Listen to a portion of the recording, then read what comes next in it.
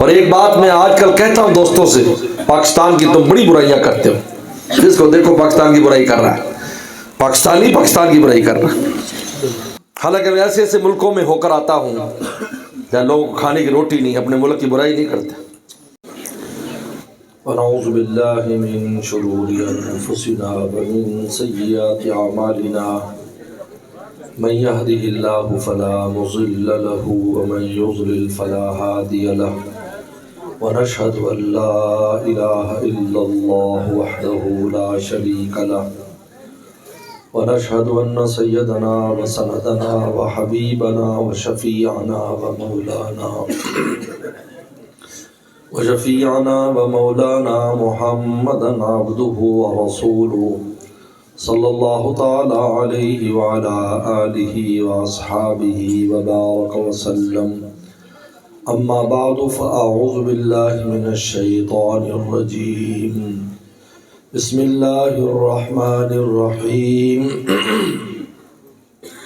الرحمن علم القرآن خلق الإنسان علمه البيان، قال النبي صلى الله عليه وسلم اشراف امتی حملۃ القرآن واصحاب اللیل، او کما قال علیہ الصلاۃ والسلام، صدق اللہ وصدق رسولہ النبی الکریم۔ حضرات علماء کرام، قرآن اعظام، عزیز طلبہ، میرے محترم بزرگ اور دوستوں، آج یہ جامعہ ابرار العلوم بہاولپور کا سالانہ جلسہ ہے۔ میں نے محتمم جامعہ قاری غلام اسود شاہد صاحب سے درخواست کی تھی کہ اس سال آپ مجھے چھٹی دے دیں، لیکن انہیں چھٹی منظور نہیں کی تو مجھے آنا پڑا۔ طبیعت بھی خراب چل رہی ہے، سردی کے موسم میں ہر شے سکڑ جاتی ہے لیکن سفر لمبا ہو جاتا ہے۔ دن سکڑ گیا، سفر لمبا ہو گیا، کب سے چلے کب پہنچے۔ بہرحال ملاقات اور کچھ دیر کے لیے اللہ کے لیے بیٹھ جانا، یہ بھی بہت کافی ہو جاتا ہے، اس کو انسان معمولی نہ سمجھے۔ بعض لوگ معمولی سمجھتے ہیں، بھی تھوڑی دیر بات ہوئی یا تھوڑی دیر ملاقات ہوئی، اس کو معمولی نہ سمجھے۔ کبھی ایک نگاہ بھی کافی ہو جاتی ہے، ایک لمحہ بھی کافی ہو جاتا ہے انسان کے لیے، اس لیے کہ اللہ تعالیٰ کس وقت نگاہ ڈالیں گے وہ ایک لمحہ ہوتا ہے۔ اس لیے مولانا رومی نصیحت فرماتے ہیں کہ یک چشم زدن عظیم شاہ غافل نہ باشی، اے انسان ایک لمحے کے لیے بھی اللہ سے غافل نہ ہونا، ایک لمحے کے لیے۔ یک چشم زدن عظیم شاہ غافل نہ باشی، شاید کہ نگاہ کنن آگاہ نہ باشی، ہو سکتا ہے وہ تجھ پر نگاہ کر رہے ہوں اور تو کسی اور طرف متوجہ ہو۔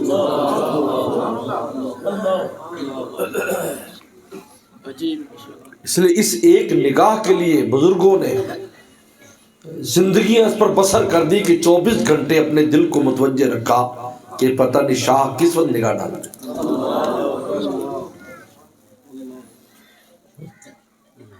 کوئی لمحہ ہی ہوتا ہے کام بننے کے لیے، لمحہ بس اترتا ہے۔ اگر اس وقت آپ کے دل کا خانہ اللہ کی طرف متوجہ ہے تو بھر جائے گا، اور ایسا بھرے گا کہ پھر حدیث شریف میں آتا ہے کہ جب ایمان کی بشاشت دل کے رگو ریشے میں گھس جاتی ہے پھر دنیا کی کوئی طاقت اس کو نکال نہیں سکتی۔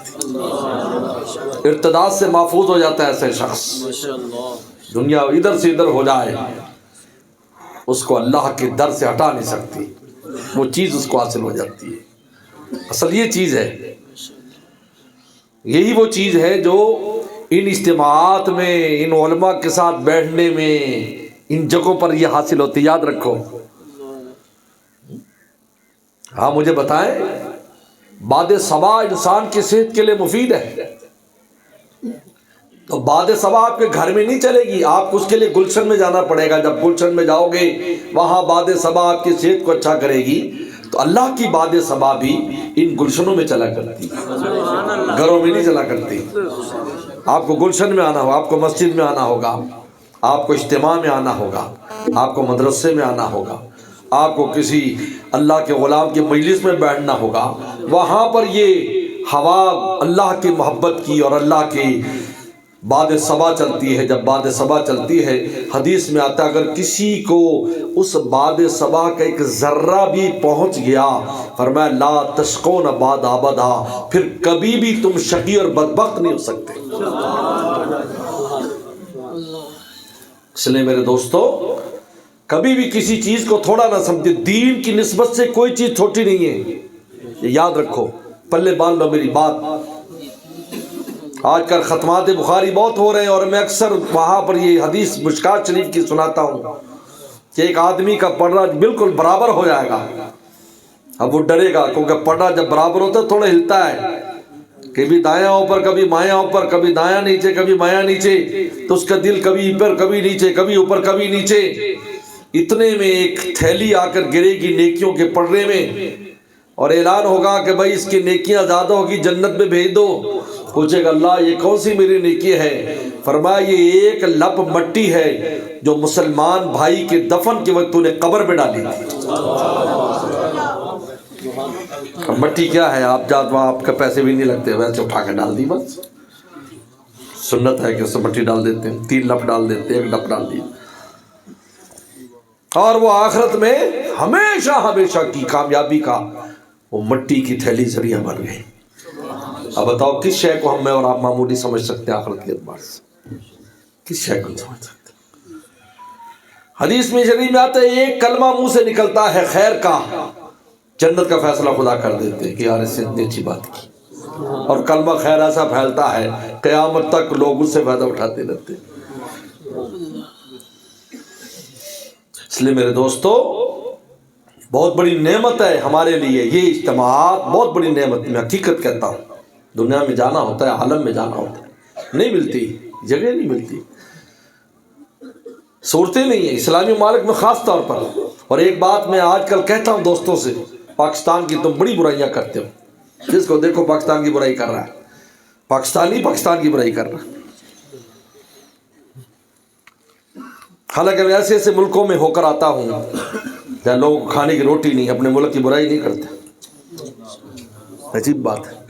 افریقہ والوں کے میں افریقہ اکثر جاتا ہوں، ان کا یہ کہ 24 گھنٹے میں، صرف 24 گھنٹے میں اگر کسی کو آدھی روٹی مل جائے 24 گھنٹے میں، تو 24 گھنٹے اس پر گزار دے گا اور کہے گا جی میں نے روٹی کھائی۔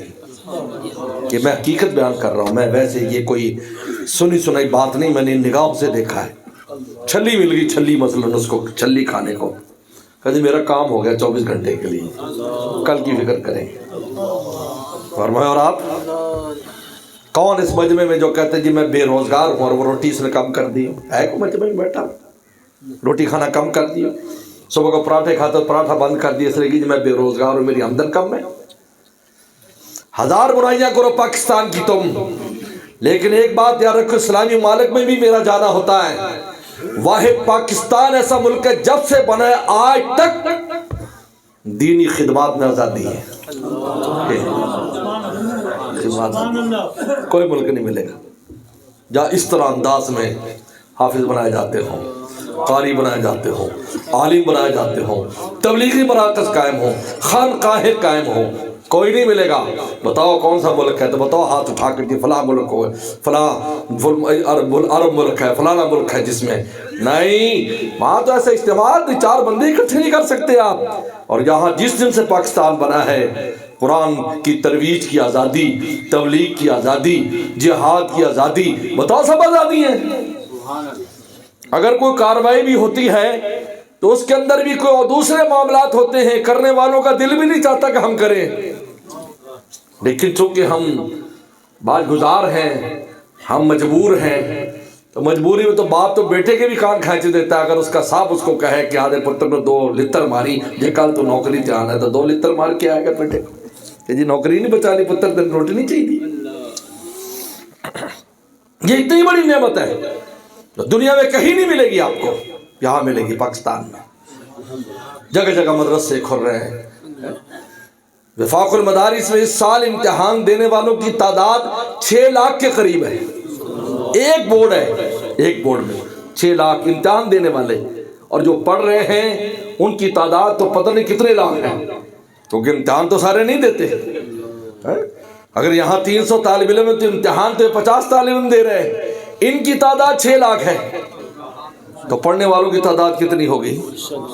ان پر خرچ کرنے والے کتنے لوگ ہوں گے؟ یہ معمولی نعمت نہیں، اس لیے برائیاں نہ کیا کرو، ملک کی خیر مانگا کرو۔ خیر جب تم مانگو گے، اللہ کا دروازہ کھٹکھٹاؤ گے، اللہ اچھے لوگوں کو بھیج دیں گے۔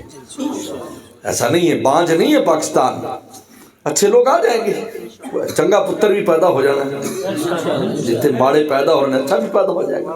جو ملک کو لے کر ایک اللہ والے تھے، وہ جب بھی دعا کرتے تھے حکمرانوں، اللہ میاں ہمارے حکمران اچھے حکمران دے دے، حکمرانوں کو اچھائی کی توفیق دے دے۔ تو اس کسی نے کہا کہ حضرت آپ حکمرانوں کے لیے دعا کرتے رہتے ہو؟ انہوں نے کہا یار ایک حکمران کلہ ٹھیک ہو جاوے نا تو سارا کچھ ٹھیک ہے، بابے ایسا سارے ٹھیک نہ ہوئی ہیں، جیسا سارے ٹھیک ہوئے وہ ٹھیک نہ ہوئے تو کوئی چیز ٹھیک نہیں۔ اللہ سے مانگو، خیر والے لوگوں کو مانگو، اللہ دے دیں گے۔ ترکی میں 100 سال تک ترکی بانجھ رہا، لیکن دعائیں ہوئیں، خیر والے لوگ آ گئے۔ یا وہ ترکی تھا جہاں داڑھی رکھنے پر پابندی تھی، قرآن کا نام لینے پر پابندی تھی، آج قرآن کے مدرسے وہاں کھول رہے۔ دیکھو اللہ نے اچھے لوگ بھیج دیے، اللہ ہمارے ملک کو بھی عطا فرمائیں گے انشاءاللہ۔ پیغمبر صلی اللہ علیہ وسلم، بس میں بیان تھوڑی سی حدیث کی شرح کر کے ختم کرتا ہوں، وہ ٹائم بھی ہو گیا ہے، اور میں نے بیان بھی مختصر کرنے کی پہلے سے نیت کی ہوئی تھی، کیونکہ قاری صاحب کو بس تھوڑا سا چکھانا تھا، بس ان کے لیے اتنا ہی ٹائم ہے، ملاقات بس میری اور آپ کی ملاقات، ہم ایک دوسرے کو دیکھتے رہے بس کافی، اسی سے کام بن۔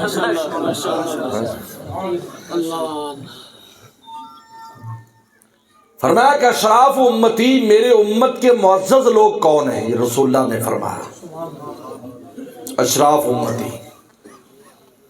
فرمایا 2 طبقے میری امت کے سب سے معزز ہیں، حملۃ القرآن، جو قرآن کے حاملین ہیں، جن میں حافظ، قاری، عالم، مفتی سارے طبقات شامل ہیں، کیونکہ سب کا تعلق قرآن مجید کے ساتھ ہے۔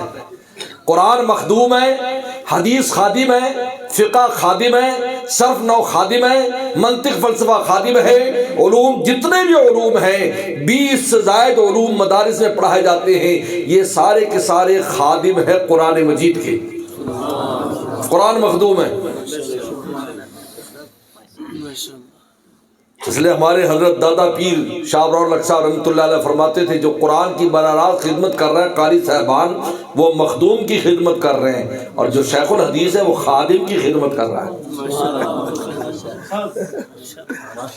مخدوم کی خدمت کر رہا ہے۔ اشراف امتی حملۃ القرآن، یہ پہلا طبقہ جو اللہ کے ہاں سب سے معزز ہے۔ دنیا کے اعتبار سے نہ دیکھو ان کو کہ دنیا کے اعتبار سے مولوی صاحب ایسے فلاں ایسے، یہ تو غیروں کی سازش تھی اور آج تک چل رہی کہ علماء کی قدر و منزلت گھٹائی جائے لوگوں کے دلوں میں، تاکہ جہاں سے ان کی ایمان کی مضبوطی اور علم ملنا ہے، روشنی ملنی ہے، اسی سے محروم ہو جائیں گے۔ ورنہ سب سے معزز طبقہ یہ اشراف امتی رسول اللہ کے دور سے، حضرت پیغمبر السلام کے دور میں بھی جو علماء صحابہ اکرام تھے ان کا مقام دوسرے صحابہ سے آگے تھا، جن میں اول نمبر خلفائے راشدین کا تھا۔ یہ علماء صحابہ ہیں، مفتیان تھے، ان سے لوگ فتوے اور مسئلے پوچھتے تھے، آپ فرماتے تھے میرے بعد آئے تو ابو بکر کو مل لینا، عمر کو مل لینا، فلاں کو مل لینا، حلال حرام میں معاذ بن جبل کو مل لینا، سب سے زیادہ بڑا عالم ہے۔ اس وقت سے یہ طبقہ چلا آ رہا ہے، صفا کے طالب علم، حضرت ابو ہریرہ جیسا انسان، جابر بن عبداللہ جیسا مفتی مدینہ، جابر بن عبداللہ صحابہ رسول، سب صفا والے ہیں، مدرسوں والے ہیں۔ اشراف امتی پہلا طبقہ ہی ہے، سب سے معزز لوگ ہیں۔ وہ حملۃ القرآن و اصحاب اللیل، دوسرے اللہ کے ولی جو راتوں کو اٹھ کے رب کو مناتے ہیں۔ اللہ کا ولی کون ہوتا ہے؟ میرے شیخ فرماتے تھے پیغمبر سلام کی دو وراثتیں ہیں، ایک وراثت ظاہرہ جو علوم دین ہے، ایک وراثت باطنہ جو رات کو اللہ کو منانا ہے۔ یہ باطنی وراثت ہے، یہ باطنی وراثت ہے۔ روتے تھے، اللہ تعالیٰ کو راضی کرتے تھے، اللہ کو یاد رکھتے تھے، اپنے باطن کو پاک رکھتے تھے، یہ باطنی وراثت ہے۔ دو وراثتیں، ظاہری وراثت، باطنی وراثت۔ یا ایھا المزمل قم اللیل الا قلیلا، جو فرمایا یتلو علیہم آیاتی ویزکیہم ویعلمہم الکتاب والحکمہ، دن کو ان کا تزکیہ کریں، ان کو قرآن سنائیں، ان کو کتاب کی تعلیم دیں، ان کو حکمت کی تعلیم دیں جو حدیث مبارکہ ہیں۔ یہ دن کے کام ہو رہے ہیں، رات کو یا ایھا المزمل قم اللیل الا قلیلا۔ اب ہمارے سامنے کھڑے ہو کر آپ ہم سے گفتگو کیجیے۔ ہم تمہیں بس آگاہ سے ربط خفی سے، معلوم کسی اور کو یہ راز نہیں ہے، تم سا کوئی ہمدم کوئی دم ساز نہیں ہے، باتیں تو ہر دم مگر آواز نہیں۔ دل جانتا ہے، دل جانتا ہے، وہ دل میں کیا آ رہا ہے، کیا مل رہا ہے، کیا عنایات دل پر ہو رہی ہیں۔ فرمایا یہ دو طبقے، بھیا اشراف امتی، میرے امت کے سب سے معزز یہ لوگ ہیں، باقی جن کو تم معزز سمجھتے ہو ان کے پاس جو عزت کی چیزیں ہیں قابل زوال ہیں، مال ہے، مرتبہ ہے، زمینیں ہیں، کوئی دنیاوی سٹیٹس ہے، ایک دن وہ زائل ہو جاتا ہے۔ ہم نے دیکھا ہے ہمارے یہاں ایک ڈپٹی کمشنر صاحب تھے، ان کا بڑا ٹیکا تھا، جس کو ٹیکا کہتے ہیں، ایسے گاڑیوں کے ساتھ یوں جاتے، گاڑیوں کے ساتھ یوں جاتے۔ ہمارے ساتھ بھی کچھ ان کی دوستی ہو گئی کیونکہ وہ جنگ کے رہنے والے تھے، تو اس نسبت سے ہمارے پاس آیا، کسی نے وہاں سے ریفرنس دیا، ملاقات ہوئی، لیکن ان کا ٹیکا بہت تھا۔ بھاول نگر میں ریٹائر ہوئے، جب جس دن وہ ریٹائر ہوئے اور دفتر چھوڑ کے جا رہے تھے تو میں ملنے کے لیے گیا، بھائی دوست جا رہے ہیں، وہ ٹیکے والا جو ہے نا وہ اپنا بیگ اپنے ہاتھ میں خود اٹھا کے جاتے، چپڑاسی بھی نال نہیں سی۔ بڑے بڑے مالدار، تاریخ پڑھے پاکستان کی، بڑے بڑے مالدار سیٹھ پاکستان میں جن کا نام تھا، جب وہ مرے تو دیدی والوں نے کفن دیا، ان کو کفن دینے والا کوئی نہیں تھا۔ یہ ساری شرف کی جو چیزیں ہیں اس کی کوئی حیثیت نہیں ہے، وہ ختم ہو جاتی وقت کے ساتھ۔ ایک ٹائم آتا ہے ذلتیں مقدر ہوتی ہیں، ذلتیں مقدر ہوتی ہیں، لیکن یہ دولت ساتھ جانے والی ہے، ساتھ دولت دنیا میں کہیں جائے دولت ساتھ، علم کی دولت ساتھ ہے، روحانیت کی دولت ساتھ ہے۔ حافظ قرآن ہوگا تب، میں پہلی بھی قصہ سنایا کہ میں آسٹریلیا جب پہلی دفعہ گیا ایمریٹس ایئر لائن سے، تو میں ایک طرف بیٹھا تھا، باقی جگہ پر تو جو بھی غل غبارہ، آج کل تو جہازوں کے اندر بھی ہر چیز انٹرٹینمنٹ کے نام پر دیتے ہیں۔ خیر میں تو بیٹھا ایک طرف بیٹھے تسبیح کر رہا تھا۔ ہمیں موقع اچھے ہوتے ہیں دن میں، ایسے یہاں تو چھوڑتے نہیں 24 گھنٹے، ہمارے پیچھے دوست ہیں نہ چھوڑتے رہتے ہیں، لیکن پھر ایسے سفروں میں پھر مراقبے کا بھی ٹائم ملتا ہے، تسبیحات کا ٹائم بھی ملتا ہے، کوئی اپنے اوپر غور کرنے کا ٹائم بھی ملتا ہے۔ تو تھوڑی دیر میں میرے پاس وہ جو پرسر ہوتا ہے، جو وہ عرب لڑکا آیا، اس نے میرے ساتھ انگریزی میں بات کی اور مجھے کہا کہ آپ شیخ ہیں؟ مجھے پوچھا شیخ، ان کا شیخ عالم کو کہتے ہیں، شیخ عالم کو کہتے ہیں۔ تو میں نے کہا کہ ہاں، میں نے کہا آپ عربی بول لیتے ہیں؟ ان کا میں نے کہا آپ عربی میں بات کریں۔ تھوڑی عربی میں بات کی تو رونے لگا، کہنے لگا کہ میں 13 گھنٹے کا سفر کرتا ہوں، 13 گھنٹے کا سفر ہے دبئی سے آسٹریلیا کا، 13 گھنٹے کا مسلسل سفر ہے کہ 13 گھنٹے جاتا ہوں، ایک دن آرام کرتا ہوں، پھر 13 گھنٹے آتا ہوں، پھر آرام کرتا ہوں 13 گھنٹے۔ کہا کہ میرے دل میں بہت معاملات ہیں ایمان کے بارے میں، اعمال کے بارے میں، لیکن میرے پاس وقت نہیں ہے کہ میں کسی عالم کے پاس بیٹھوں، کیونکہ میری نوکری ایسی ہے، اتنی لمبی ہے، اگر میں جب گھر پہنچتا ہوں یا آسٹریلیا تو میری ہمت ہی نہیں ہوتی کہ میں کمرے سے باہر نکل سکوں، اتنا طویل سفر اور 13 گھنٹے چلتے پھرتے رہنا اور خدمت کرنا۔ تو میں نے دیکھا کہ سب تو وہ کر رہے ہیں، آپ بیٹھے ہوئے ذکر کر رہے ہیں، تو میں نے کہا یہ ضرور کچھ شیخ معلوم ہوتے ہیں۔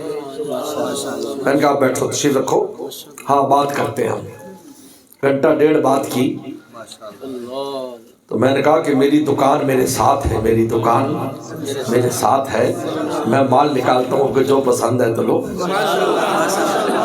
گھنٹہ بعد کے بعد وہ رونے لگا، میرا ماتھا چوما، اور چومنے کے بعد اس نے، چونکہ بڑا تھا تو اس نے اس میں آرڈر دیا، بھائی یہ جو بیٹھے ہیں صاحب ان کو بار بار پوچھو، تو تھوڑی تھوڑی دیر بعد میرے پاس ساتھی آ جائے، یعنی وہ خدمت گزار، حضرت کوئی چیز چاہیے، کوئی جوس چاہیے، فلان چاہیے، تو ادھر ادھر انگریز بیٹھے تھے، تو انہوں نے انگریزی میں پوچھا کہ یار یہ کوئی سواری کوئی خاص قسم کی سواری ہے کہ تم بار بار ادھر ہی جاتے ہو؟ تو انہوں نے کہا چپ کرو، انگریز کا، بلکہ عربی میں ان کو گالی نکالی، اور عربی میں گالی نکالی کہ یہ تو جانور ہیں، ان کو کیا پتا یہاں انسان بیٹھا ہوا ہے، تو ہم اس کی خدمت کریں۔ تو میں ایک مثال سے بتا رہا ہوں کہ اشراف امت یہ کیوں کہا کہ ان کے بعد جو دولت ہے وہ دولت دنیا میں بھی ساتھ ہے، قبر میں بھی ساتھ ہے، حشر میں بھی ساتھ ہے۔ حافظ قرآن کو کہا جائے گا پڑھتا جا چڑھتا جا، وہاں کسی کا مال چلے گا؟ وہاں کوئی تعارف کرایا جی میں فلانی سیاسی جماعت کا فلانا ہوں، آج کل سیاسی ماحول گرم ہے نا، اس لیے میں بات کر رہا ہوں، تو اس سے تمہیں بھی تھوڑی گرمی آ جائے گی، سردی تو ویسے اللہ نے دور کر دی، دیکھو نا سورج نکلا ہے، سورج نکلا ہے، ان کا عاشق جمع ہے، درویش جمع ہے، سورج نے کہا میں نہ کیوں نہ میں ان کو دیکھوں بھائی، میں کیوں منہ چھپاؤں، میں بھی ان کو دیکھوں گا، تمہیں کیا پتا کیا کیا نظام چلتا ہے۔ تو مجھے بتاؤ وہاں چلے گا؟ کسی کا مال چلے گا؟ کسی کی دنیاوی تعلیم چلے گی وہاں پر؟ نہیں، ضرورت ہی نہیں، دینی تعلیم، دین چل رہا ہے، روحانیت چل رہی ہے۔ متقین، ان المتقین فی جنات و نہر فی مقعد صدق عند ملیک مقتدر، فرمایا میرے پاس بیٹھو متقین، ادھر آؤ میرے پاس بیٹھ، میرے پیروں میں بیٹھ، یہاں بیٹھ، میرے پیروں میں بیٹھ، فرشتے بھی ان کی خدمت میں ہوں گے۔ اس لیے میرے دوستو لہٰذا ان دو دولتوں میں سے یا تو دونوں حاصل کرو، ورنہ ایک تو ضرور حاصل کرو۔ اگر آپ علم کی سرحد سے آگے نکل گئے پھر دل کی دنیا کو روشن کرو، اللہ کے تعلق کو حاصل کرو، راتوں کو رونے والے بن جاؤ، ہر وقت رب تعالیٰ کا دھیان رکھنے والے بن جاؤ، اور اگر عمر ہے تو قرآن مجید کی تعلیم کو حاصل کرو، ان علوم کو حاصل کرو، ان کو اپنے سینے میں بساؤ، اپنے اولاد کے سینے میں بساؤ، یہ کام آنے والے ہیں، یہی صدقہ جاریہ ہے۔